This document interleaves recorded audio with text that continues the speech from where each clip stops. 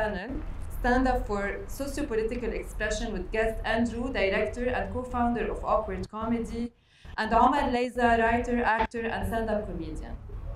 This panel will focus on the role of stand-up comedy as a tool for socio-political critique in Beirut. Speakers will explore the challenges and opportunities for using humor and satire to address sensitive topics. They will also explore how taboos and censorship were addressed within the stand-up comedy scene. Andrew and Omar, thank you so much for being here. The floor is yours. Thank you. Thank you. Hi. So I'm Andrew Hraiz. I'm one of the co-founders of Awkward. I studied political science as a start, and then I studied filmmaking.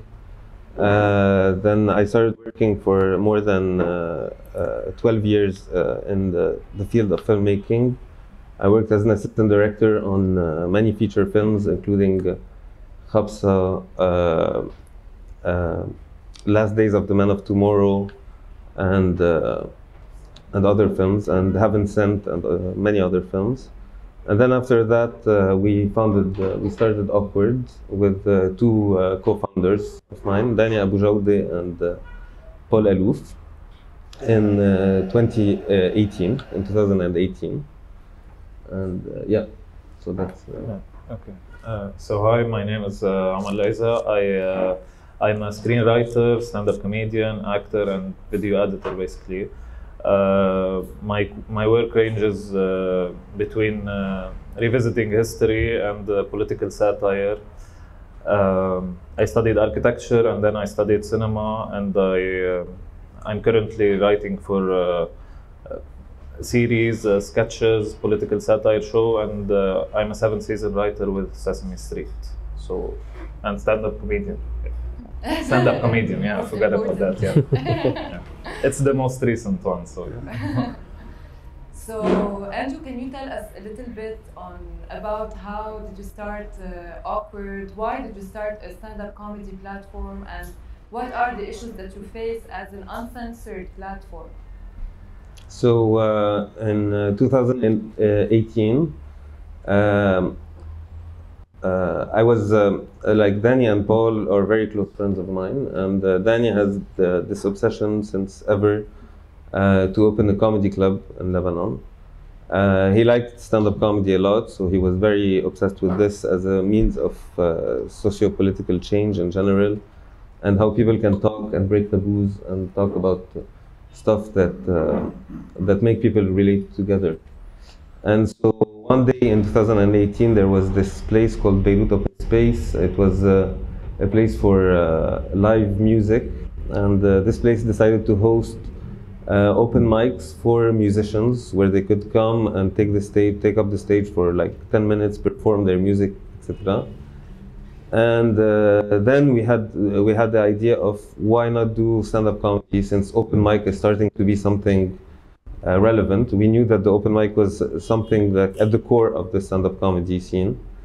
So we talked to the person in charge of Beirut Open Space. We asked why can we start this. He was open to the idea, and we did this. And there was a very nice place for that specifically, because it was in the back of a restaurant, so you had to go through the bar. It was called Memory Lane, and then there was this door, and like it was like a back door where you could. It looked like you were going to the back door actually of the place. Instead, you get into a room where stand-up comedy was performed on stage. There were more than 80 people performing, and so it felt like very secretive and nice and everything. And the reason why I embarked on that journey, and I was interested on that journey, it coincides kind of, I don't know how it all led up to this. I started by studying political science and then filmmaking, and then I got put in that situation where it was fitting like to work in stand-up comedy as the next step. What is the difference between stand-up comedy and any other art form? Yeah, so I was interested in stand-up comedy for multiple reasons. One of them is that it's the most recent art form. It's the most recent performing art form that, and it's unexplored really. It's something very new.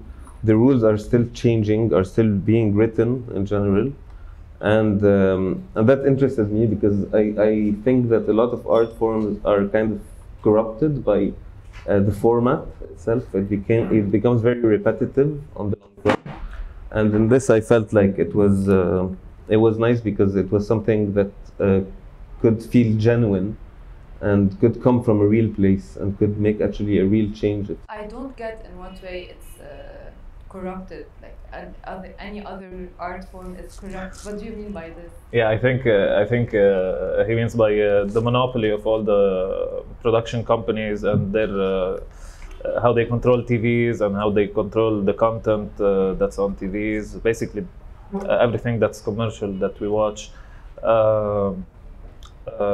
They don't take any risks. They go for formulas, safe bets. While stand-up comedy changes almost every day, every act. It's topical. It's always topical, and it's also relatable. It's the most relatable and accessible form, because when you're watching a play, let's say, you have to suspend your disbelief and follow the narrative. While stand-up comedy is instant, topical, and it sounds like a conversation, more like a narrative. So I think yeah, the difference is that for example, if you take theater or plays in general in comparison to stand-up comedy, play does not work unless there's a clear narrative of start and finish. So there's a very clear point that the artist, the director, the writer is trying to make through that play. And if that is not clear, the play does not work. It does not portray well in front of an audience. At least it's not. There are some alternative, of course, kinds of plays that work that way, but it does not work with the general audience. On the other side, stand-up comedy, it's more, a stand-up comedian can go on stage, say 10 jokes unrelated to each other, and still it would entertain a room full of like 300 people at least. So I think that's where it gets interesting, where it's and that's what I meant by uncorrupted, in the meaning that it's not formatted again and again and again. I think storytelling has been formatted so many times throughout history, where it became very straightforward. Like we know that A plus B equals that, and people started following very strict rules. Today, stand-up comedy has something that's a bit more in French is malléable, more I don't know, the flexible, yeah. So so yeah, this is what I really liked about it, and I thought when we started, the thing that impressed me the most, and this is what kept me going and it keeps me going today, is seeing people breaking.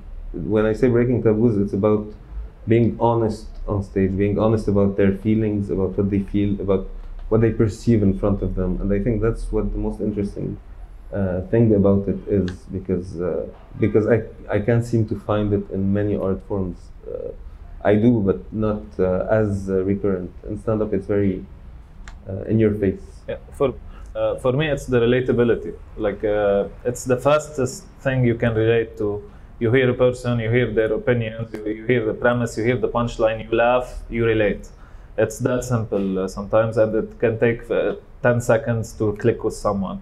And we saw that, I think, especially with Awkward during the revolution in 2019 and 2020, the place was always packed, and people wanted to listen. Like, I think Andy can talk about this era better than me. So people really wanted to listen. But if we did a play in 2019 or 2020 about what was happening, everyone would discredit it, because it's like you work on something fictional and we have something real going on. Are you serious? So this is why comedy really related and picked up, I think. Yeah, and like in people's eyes in general, it's the taboo. It's breaking the taboos. It's about how offensive or where uncensored this is, and for me. And for us, at least at Awkward, it was more of a marketing stunt. Like this event is not for you. It was a way of, not only a marketing stunt, but in a way to set the tone of, like, you're going into this room and you're accepting that whatever is being said cannot affect you. It can affect you, but you are in a place where it's safe to go on stage and say whatever you want. They're the ones who are being naked, and it's not you. You are not the center of this piece. You have these rules. Yeah, we established those house rules. We have house rules, and there was one of the first clubs that had these rules, at least here in Beirut. Yeah, to protect the act, to protect the comedian, to protect all of that. But what I wanted to say something about the political, about how people started coming more and more to this, and I think the reason why people came was because things were spoken as they were, and it's not because it was offensive, because they could relate to someone speaking the same language rather than watching something clearly scripted with a point to be made and being like unilateral kind of opinion, like a very narrow vision. And they felt like the people that came throughout the protests in 2019 and throughout the whole crisis were very interested in hearing the personal stories, rather than what was being said on stage was not necessarily. Sometimes it got there because there was real anger, but was not necessarily politically related, as if criticizing a party or another. It was more about personal experiences within this political turmoil. Okay, so you consider Lebanon has more freedom of speech than other Arab countries? I do, yes, so far. Until now, it does. I don't know if we're still going in that direction or not, because lately there has been a lot of things that are happening that are not moving in that direction. But I think so far, until today, we still are in a place where we have more freedom of speech. Yeah, I think I agree also, but I think the repercussions for breaking taboos or crossing like some red lines are the same. Like, it's as if we don't have any kind of freedom, because you can get the question for a video you put, you can get the sound for a tweet you put out. It's harder to navigate. sorry, it's easier to navigate than other countries. But you can go to jail, and you can rot in jail for a tweet. It happened, and it still happens. It's the loopholes. Yeah, it's in the loopholes. So we functions in constant anxiety and loopholes. This is our kind of way of doing it, and I think I would rather have more freedom and less anxiety than going through loopholes and figuring out solutions every single time.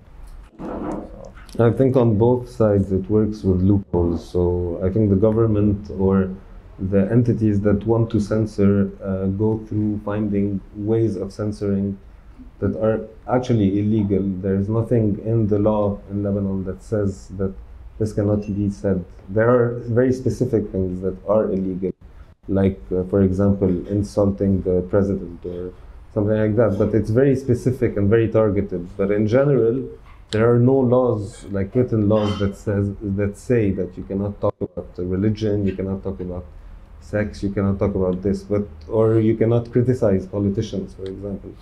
But they find the loopholes, like they always try to make you fall into a system where the bureaucracy of it is so hard that you don't want to get into it, that you'd rather shut up rather than say something and then get into a long run of a tribunal that could lead for like 30 years or something, because there is no real system, like judicial system in Lebanon.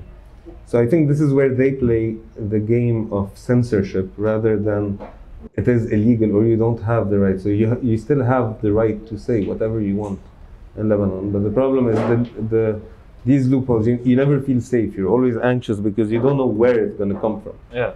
Like even in other Arab countries where you know that your freedoms are less or more, you have less freedoms, you still feel like you know what is actually out of, like you know what you cannot say, and you know if I say this, I'll get in trouble. So you don't say it. But in Lebanon, you're just anxious. It's like you can say whatever you want, but one day I can just like come to you, see you on the street. If you insult this guy or that guy, you get like beaten down on the street because someone didn't like what you said or something like that. So it's like ways of censorship that are not direct, but at the same time make us like constantly scared, and more so the comedians and the artists scared.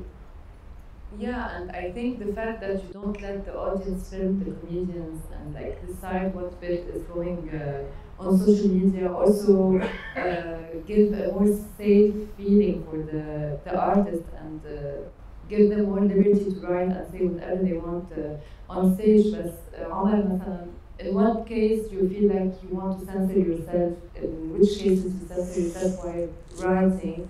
And how is it different when you write for stand-up than for digital content with other actors? Okay, so sometimes when you write a joke, you have to win the crowd over. If the joke is a little bit on the edge, it's something controversial. Sometimes you soften the blow, let's say, by other softer jokes. If the crowd is on your side, you can do everything. You can say anything you want because they love you. They know who's talking now. So also about when we post videos on social media. So some bits can stand alone, but I think all bits belong to a context. Because when you watch a person delivering 10, 12 jokes, 20 jokes, some of these jokes you wouldn't agree perfectly on. But if you like the guy, you understand the approach, it's now milder. So how I censor myself, basically, while writing, I try not to censor myself a lot, but I censor myself when I do jokes. I try to remove fat, we say, as much as possible. So sometimes I censor, like if I have swear words that don't need to be there. If I'm playing a character that swears a lot, I swear a lot on stage. It doesn't matter. It's not the swearing. It's about optimizing the joke, basically. So I do jokes sometimes, and I remove one word. It still works. I remove another word. It still works until you get to the core of the joke. So this is the technical part of it. But sometimes I censor myself because I think, why would I go there? This is not stage material. This is social media material, maybe. This is tweet material. This is meme material. So some jokes, I think, like everything can belong on stage, basically. But the medium optimizes the jokes in different ways. So last year we did a campaign, a fake election campaign with 𝗦𝗁𝗀𝗃𝗀𝗃. So it got viral. We went on the news every night. We didn't censor ourselves at all. We were all in, basically. And I think this is why it got to the people, because no one would do stuff like that on TV, because they would be afraid to touch on certain topics, talk about certain people. So when we did that, we didn't censor ourselves, but we got some repercussions. Some good, some bad. Some people lied and told 𝗦𝗁 that they already voted for him and his father. And they sent him pictures of their empty refrigerators. So it was hard. They also received death threats, like not 𝗦𝗁, but many comedians received threats on a weekly basis and on a monthly basis. So yeah, I think we're doing okay, but we're pushing through it. Like we're figuring out a lot of stuff at the same time. We're figuring out what the crowd wants to hear, what they need to hear, how we're gonna say it, the phrasing of our jokes, the craft. It's untouched territory in the Arab world, and like we've been here not for a long time, so we're figuring ourselves out with the crowd also. I think the great thing about stand-up comedy is like it's an art form where you work for it while on stage, and it's like you get to know how to win a crowd over by opening with a joke that's more relatable, for example, getting the crowd on your side, and then being able to express, and you can see how what you say affects how the crowd or the audience perceives you. In a sense that doesn't happen in other art forms. Like, for example, in a film, it takes like 2 years to prep a film, and you prepare and you pay millions of dollars to go film, and then you film, you edit, you do everything, and in the end you have no real measurement of how the crowd will respond to it, other than the science of the actual craft. And stand-up, you actually experiment with these things. You actually go on stage, you try, you throw a joke. Next time, so stage time is very important for that. And I think for us, at least, it was one of the most important things that led us to create Awkward and to have more stage time. We also, one of the things that we decided to do was not announce the comedian on the posters of the events, to give them more leeway to be able to talk about to not actually be the face of the event. And can you explain more about the structure? So we wanted to create like an anonymous lineup where we wouldn't put the stand-up comedian in the face, and where we wouldn't capitalize on their on how known they were, or how or actually get their own crowd, capitalize on their crowd to create the event. So and so we created the anonymous lineup for the comedian to actually try to practice their craft more and more without any pressure of making everybody laugh, more about trying their jokes and trying different structures, trying stuff like that. And it's also about growing with the crowd. So the crowd would come in an anonymous lineup. People would come for the comedy, not for the comedians. So and recurring customer viewers, audience, yeah. I don't want to say it, but like they know us really well. They know our acts. They know how we think. So we're growing with our audiences, and they're coming for the comedy, not for the comedians. They are starting to sense that there's something here, like we should stay. And I wanted to add also something about you. Yeah. ما بعرف, it will come later. I wanted to say something about the crowd. About the crowd. Go ahead. Oh, pin that. Go ahead. So about the crowd, when we say like you test things with crowd, you know how the crowd reacts. It's not only about if it makes them laugh or not, because some subjects are really controversial and really touchy, and you have to be really opinionated about it. And when the crowd laughs, you should hear the laugh and compare it to other jokes, because sometimes you get the wrong laugh if you do a joke that's a bit insensitive, and the people who laughed on insensitive jokes didn't get it. They will laugh more at your jokes, and then you can point, oh fuck, this is the group of homophobes, they're here. And this is where you point out your homophobic your anti-homophobe jokes. So it's about knowing your crowd and knowing your jokes. Like, we can only test our jokes so much. We can't know exactly who laughed at what unless we craft our joke really good and hope for the best. Yeah, and coming from a background of filmmaking, working in filmmaking before that, I was faced a lot with that in the art scene. And this is where I believe like stand-up is a great means of change in the way we behave as a society in Lebanon. And I think in Lebanon there's a lot of entitlement in general. I think that people want to get there really fast. It's always the shortcut. It's always the fastest route to making it, to being big, to creating big films, and etc.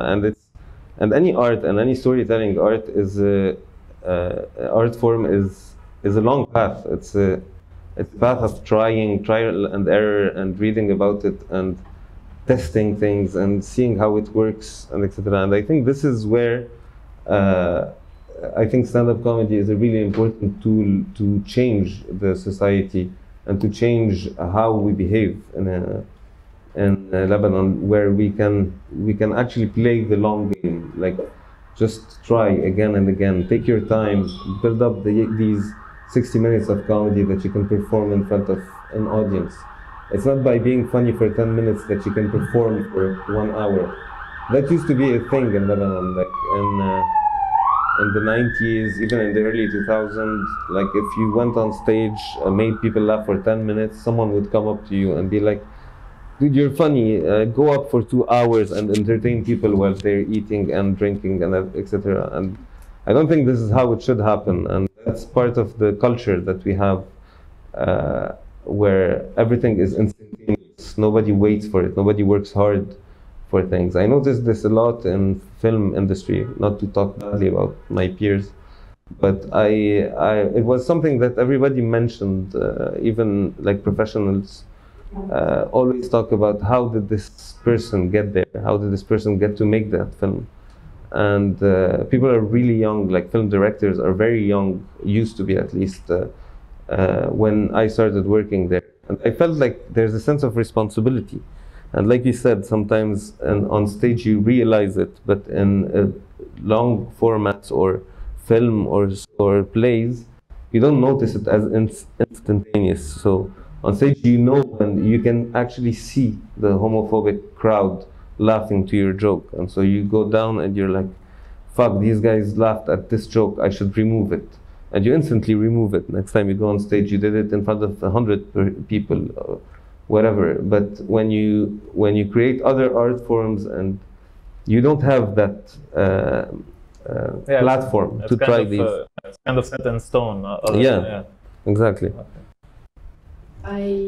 I want to say two things. First of all, I like the concept of open mics that you do, because and one of them is happening here every Monday. We never saw people bombing in front of other people before, and it's a good exercise for any artist to grow, to accept that it's a long process, and you're going to bomb in order for you to grow. So this is bombing is doing a bad set. Yeah. Should point that out. So yeah, it's nice to see this process. Like, the audience always they are really seeing the artist growing from stage one. Yeah. And this is something that you did because of the open mics that you did. And also, after Awkward, we noticed that the stand-up comedy scene is booming in Lebanon. And I don't know if it's because you started this platform or it's an international thing because it became an art form that is the most relevant. So, is it like... It was a very good coincidence. Let's say it like this. So yeah, stand-up comedy became really popular at that time, and we took that opportunity like really fast and acted upon it. And I think the feeling that was happening in Lebanon of like breaking everything and like talking about everything, wanting to destroy these barriers, was happening everywhere in the world. I think that's even one of the reasons why Trump won the elections in the United States then, because everybody was like, yeah, he's saying it like it is, you know, like as stupid as it sounds, but this is how it was here. And then we were there at the right moment. It was a good coincidence, and yeah, it got more and more popular as the time went by. As for the open mics, the open mics came later, because we started to try to prove that this can work. That can you like share with the audience what is the open mic and how someone who's interested in becoming a comedian, what are the steps? So okay. Go ahead. Okay. So basically, an open mic is you get 5 minutes to do your set of jokes, and anyone can do that. Everyone can sign up. So we do one here in 𝗣𝗲𝗀𝗀𝗀, like I said, and that's it basically. You can offer the stage, you can offer the crowd, and you do your set, and you monitor your jokes. If it's funny, it's not. It's only funny to you. It's how I should phrase this. Should I move with this joke? And also Awkward shoot us every time, so they send us the video back, so we can get a kind of reference to refer to. So, yeah. And also the presence of comedians at open mics really helps new comedians, because they get instant feedback, not only from the laughter but from tips from other comedians, and we get to talk with each other. So I think this is the best thing that we can do together, is talking to each other, feedback, and writing with each other, because we're barely starting. We can't do everything by ourselves. Okay. Yeah. I think the open mic is a safe space for anyone to try stand up for the first time. It's not even like the person doesn't need to understand what stand up is. It's just about coming. Sometimes it's just about venting the first time, and then talking about your day, how bad it was, or about your parents, how badly they raised you, or whatever, and just venting. And for 5 minutes, you have up to 5 minutes to vent about your problems, and then someone will bring you down from the stage, because everybody's not willing to listen to more than 5 minutes. But yeah, eventually you get to know what's funny in it. And most of the time, most people who vent and just let go, it's funny. Most of the time people are funny when they're angry. So unfortunately, I don't know if it's unfortunate or good, but yes, I would encourage anybody to come try the open mic, because you never know, you might be funnier than you think.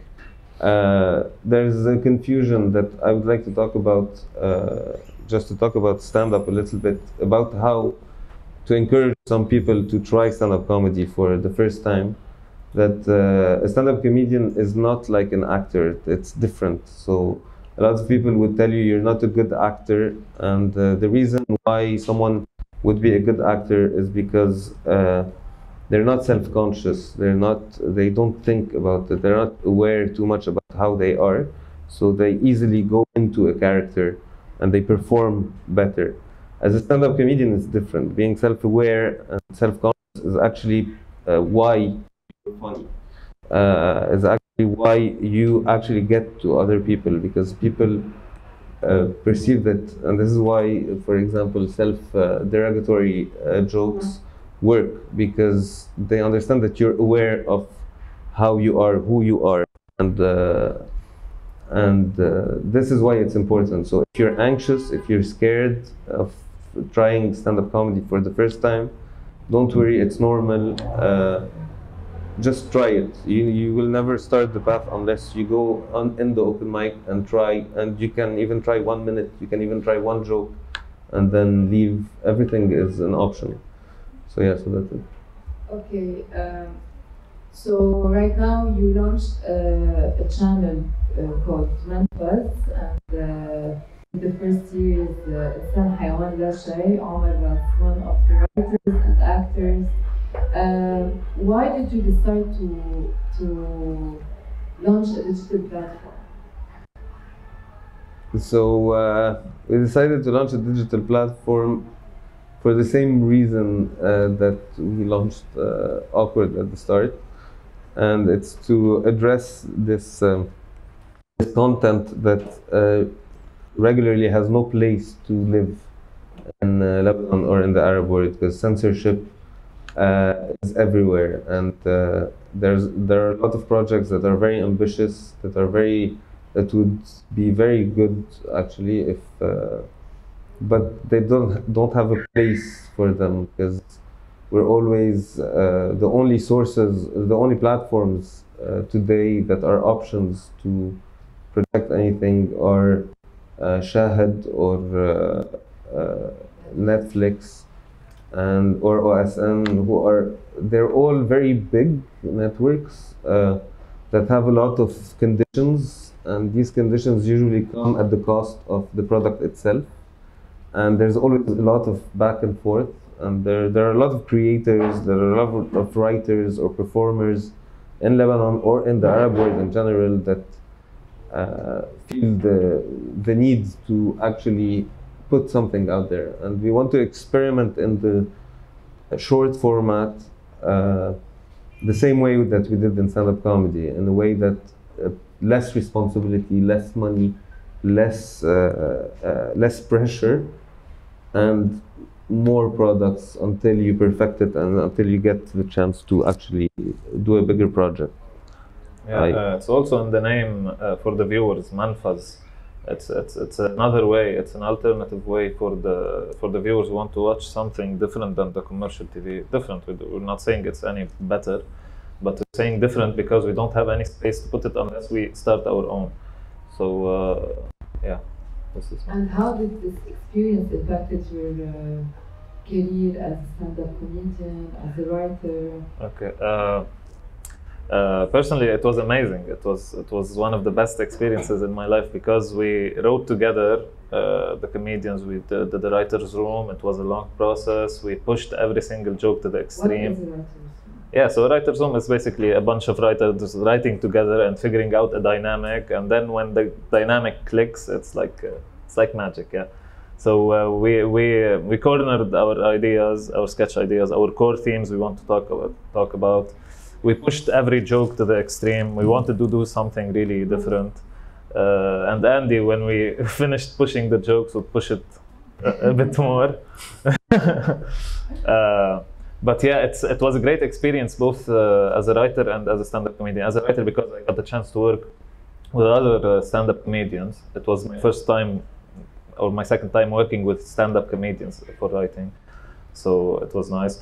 And for performing, it really impacted my performance because it was a good experience acting in these sketches, and I kind of discovered myself better and my delivery, and basically I wrote better after acting in these sketches because I knew that I can do this and I can perform that way.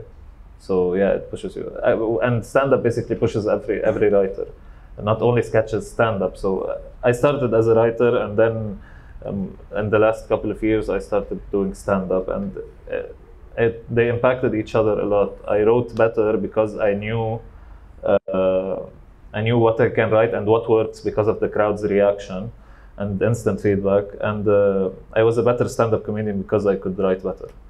So yeah. Okay, 𝗬𝗲𝗿𝗀𝗀𝗀𝗀𝗀 Omar Layza, thank you so much for. I would like to open the floor for any members of the audience who have questions. Just raise your hand and we'll give the mic. One at a time. Guys, come on. Yeah. في حدا في Face, face. في ايد guys. في ايد. Yes. Yeah. So anyone في حدا ورا الكاميرا. so anyone wants to ask a question Yeah. for Andrew and Omar? So I've always been a big fan of stand-up comedy. I think that laughter is a universal language that anyone speaks.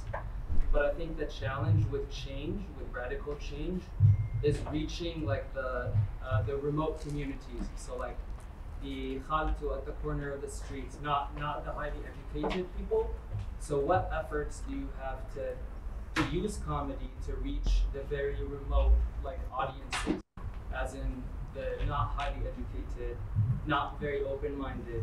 Yeah. Okay. That's my question. Okay.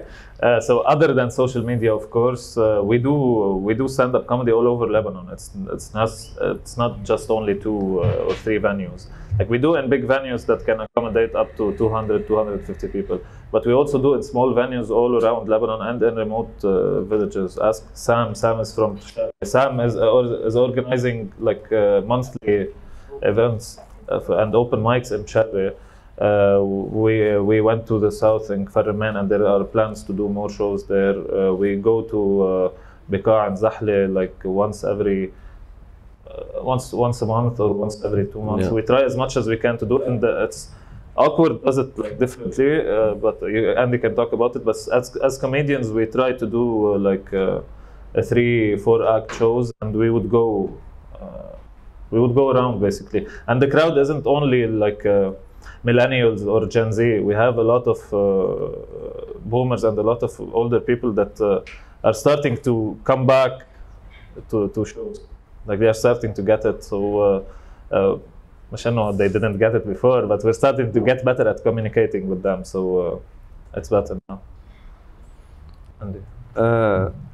Yeah, one of the things that we're holding on very dearly to this is that we try to keep very low prices of tickets for any show that we do. We keep like a low price for accessibility for anyone who really wants to come watch stand-up comedy. We have a plan in the next year to do a tour of Lebanon, try to go more into each city, maybe create a big event where like established comedians would perform in front of an audience from there that don't have the means maybe to come to Beirut very often. We do this right now with open mics. Right now we're going to do shows in Batroun, for example, in the summer, but we're willing to expand even further and try to do more performances elsewhere. And I think the social media approach is also a great way of approaching this, of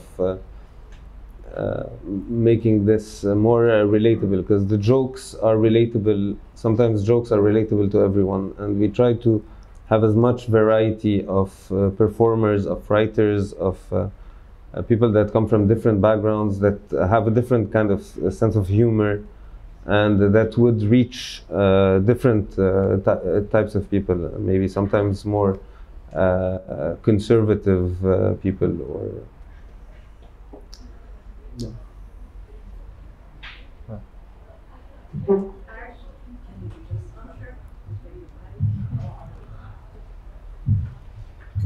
Hi. I actually want to ask a question that counters the first question. Do you guys feel a need to have to reach to everyone? Is there any need for that? I mean, because unfortunately, yes. Yeah? Yeah. So how come? So there is like we don't feel it constantly, that need, but the problem is that Lebanon is a very torn country in terms of polarity. There's a lot of polarity in whether in politics, whether in sectarianism, whether in all of that. And so we kind of have to make sure, even though we believe in like that there shouldn't be a difference between sects or where you're from, and etc. Everybody's equal in terms of that. But in a sense, there is this constant criticism of even like the. I'm trying to find my words before I.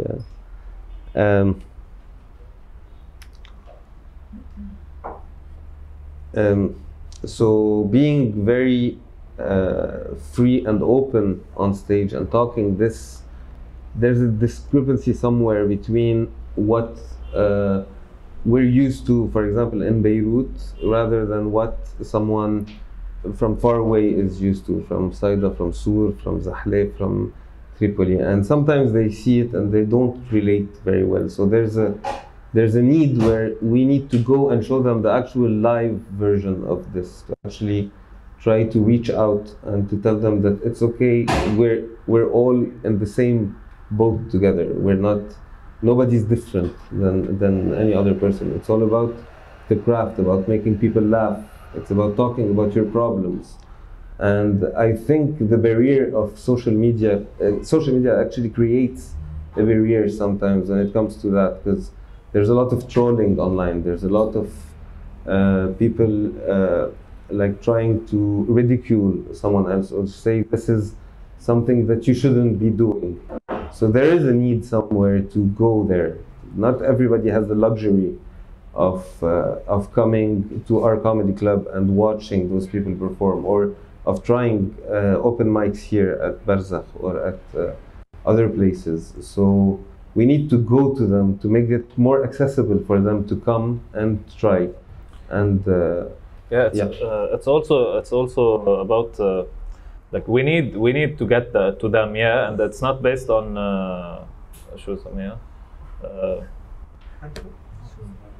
sentence of the we don't do any compromises to go there, like right, you don't cater to. No, we don't cater to the crowd. We go there and against everything. Sometimes it's really hard going on stage in a very conservative zone, doing your set, and sometimes you can break them open, you can crack them, you can make them laugh, and then you won. It's really hard doing it, but we feel the need of always doing it. But not it's not a compromise-based relationship. Like we go there and we do our materials and like it. Yeah, it's more about finding the right way of saying it. Like even in the awkward comedy club, where the audience knows what they're coming to watch, even there's somewhat a conservative feel in general, like a lot of people, but you actually see it. I see people that don't laugh at specific jokes, but then when the person knows how to lube it in a way, or smooth it in a way, they get it. Yeah, they start laughing out loud, even though it's the most offensive thing, and I would have never imagined like someone like that laugh at that joke, for example. Yeah, it's also about including everyone. Like I would really want everyone to understand what I'm joking about, because it's not my joke. And basically you're saying if someone doesn't laugh for me, I don't need him. No, look, we need him. I need to know why you didn't laugh at this and why it's problematic, and I want you to laugh at it when we get it together.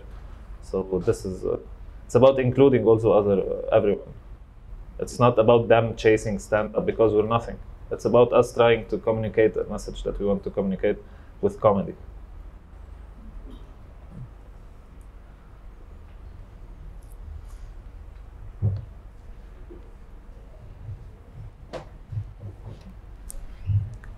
أسأل بالعربي بالعربي تجربة. عشان تحسوا الكوميونتي اللي خلق بينكم بين كوميديانز أو أودينس مستعدين يتقبلوا كوميديان عم بيجرب وبعضه ما شرح عبيته سياسية كوكتيل.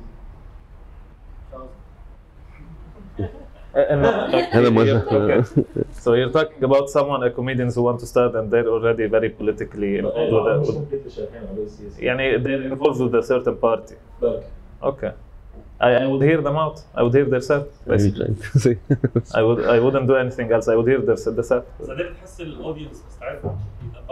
It depends on what they're saying and what are they saying. if they're saying, man, Lebanese forces are amazing, don't you love Lebanese forces, they won't get a clap. Like, they won't get a laughter. They would automatically censor themselves. They would know this would not land, this would not land, and they wouldn't come eventually. But the place is welcome. Like, they could go on stage in open mics and do their jokes. And we had some, you were there maybe, and they bombed horribly because the crowd couldn't relate.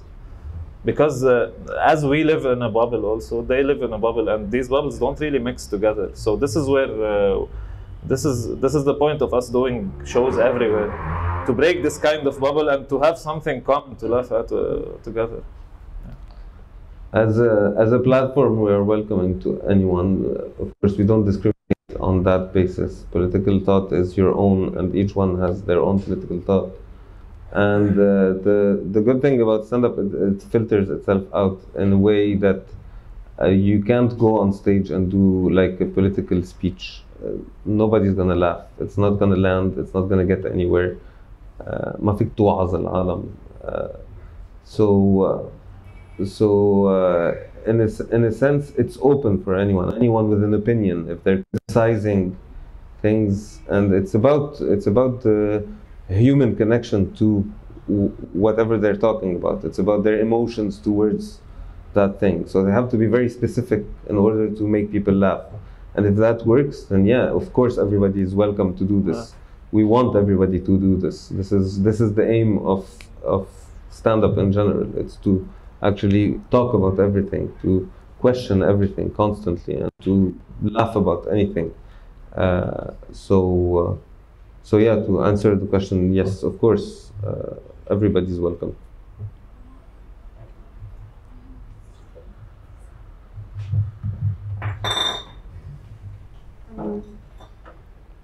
Okay, so I wanted to ask, how would you define making it, other than the comedian getting better at writing the joke, delivery, knowing how to like break an unfamiliar audience? Because to me, I think every comedian is an audience himself, so a previous audience, obviously. So where do you draw the line between the audience being as well on stage as the comedian, and the comedian in turn having to cater for the audience? Because we all know if no one shows up, no one laughs, they don't make it. So that's like your difference. Okay. Okay, but I think basically it's about the second part of your question. It's about finding the balance between what do you want to say and what makes people laugh. Sometimes what you want to say, it's not funny. It's something you want to say. You don't want people to laugh at it. But sometimes it's a funny observation that could link to something like really that you really believe in. So you could start your joke in that way, win people over, win them by the laughs, and then you're at the core of what you want to say. And when you work on your craft and you hone the structure of telling a joke and some stage time, you can get to crack big ideas in doing them bit by bit. So sometimes the discrepancy is with sometimes people want to say more stuff that they want people to laugh, and sometimes you want to make people laugh. I don't want them to remember anything. I just want them to laugh. So this is the choice. I totally understand that, but it doesn't get better unless the comedian gets better. So yeah. I think it's a balance somewhere. Any art form is a balance between what the audience want to hear or what they can enjoy hearing and what the artist wants to say. And I think it's about finding that perfect balance. And I think very rare artists in the world have found that balance. And this is where what makes an artist great. By at least this is how I see it. I think every comedian, to answer your first question, what defines what you make it, if I understood correctly, I think every comedian has their own path, and they need to decide where they want to go and what this is for them. Some people have it as a way of like unloading. They don't even think about making it big. They just come here because relaxes them. They just get it off their chest. It's a way of therapy. Some people want more of this. They want to tell stories to make a point. They're more activist in thought. They know what they want from this. They know they want to make a change. They know they want to talk to people about subjects that they are uncomfortable hearing, and they try to find the ways to talk about that by putting themselves out there. Other people just like to make people laugh. They just like to being like the person who's putting a smile on everybody's face. So I think every person needs to sit with themselves and actually find, but it's not a necessary thing to start. Like, it's never something that you think about when you start. It's something that you think about later on, after you try and you see what your process is. And yeah. Hi. Do you ever? Will be the last question, and then if there is more question, there is a break, so you can also ask questions. Indeed. Having a drink, cigarette, or maybe to rest before the next one. Yeah. So my question was, do you ever get criticized or accused of carrying Western ideologies or including Western ideologies in your comedy scripts, and in a negative way? And if the answer is yes, how do you deal with this criticism? That actually happens. And as a platform, we're very much inspired by how stand-up comedy worked in Western culture in general, because stand-up comedy was not something like the system, at least. It's something that's very old, but the system of stand-up comedy and the modern way we know stand-up comedy is something that started in the United States and then exported all around the world. And so yes, in the way it functions, it has something that's Westernized, for sure. Now, when it comes to what's being said and what's being portrayed on stage, we get this criticism sometimes, yes, and it's about the balance. I think it's about, it always dies out. Like, it always starts there, but it always dies out, because when they see actually what's being said and who are the people saying these things and what they're criticizing and what they're talking about, most people are have hatred towards that, or they don't adhere to that kind of thought. And so when you scratch the surface a little bit, you see that it's not actually like that.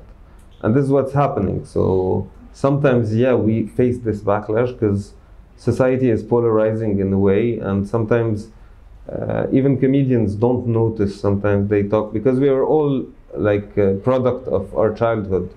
And we are all coming from a place where our parents were sectarian, or our family was involved in some way in political affiliations or something like that. And so it's always in the back of our minds when you talk, when you behave on stage. It's always gonna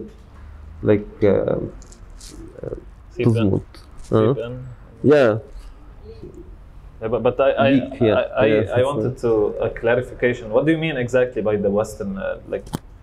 I didn't really get the question, because I don't think what we do is influenced in any way by Western culture. Because the concept of stand-up comedy before becoming stand-up comedy, it's basically comedic storytelling, and storytelling has been there for thousands of years. And we have also folk heroes in our culture, Arabic culture, that are also funny people. We had the jester also in the funny guy at the royal court.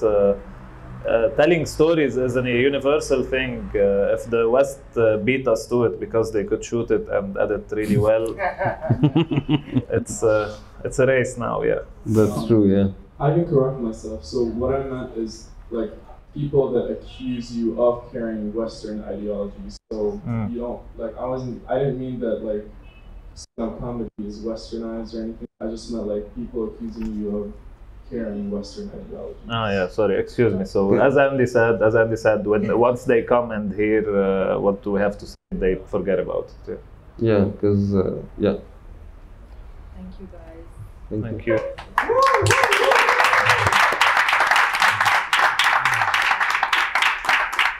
عرفتك.